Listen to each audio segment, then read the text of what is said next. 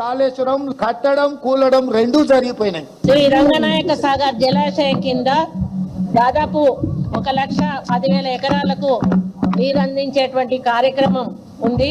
దీంట్లో ఎడమ కాలువ ఇప్పుడు మనం ఓపెన్ చేయడం జరిగింది. ఎడమ కాలువ నుంచి 70,000 ఎకరాలకు, అదేవిధంగా కుడి కాలువ నుంచి 40,000 ఎకరాలకు, ఎడమ సాగర్ నుంచి ఇప్పుడు నీళ్లను మేము విడిచిపెట్టడం జరిగింది.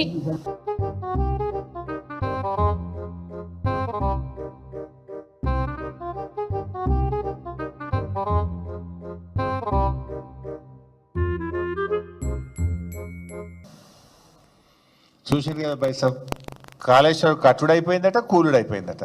మరి కూలుడైపోతే 20 టీఎంసీల నీళ్లు హైదరాబాద్కి ఎట్లా వస్తున్నాయి? 5 టీఎంసీల నీళ్లు మూసీకి ఎట్లా వస్తాయి? మన మంత్రి గారేమో 1,10,000 ఎకరాలకు నీళ్ళు ఎట్లా విడుదల చేసే? మరి ఈ రకమైనటువంటి గోబల్స్ ప్రచారం. ఇవాళ ముఖ్యమంత్రి గారు బహుశా సిద్దిపేట జిల్లాకు పోతున్నాడు. కోకోకోలా ఫ్యాక్టరీ ఒకటి ఇనాగ్రేషన్ చేయడానికి వెళ్తారు. అది ఎడికెళ్ళి వచ్చింది? కోకోకోలా కంపెనీకి సరఫరా అయ్యే నీళ్లు కూడా కాళేశ్వరం నీళ్ళే.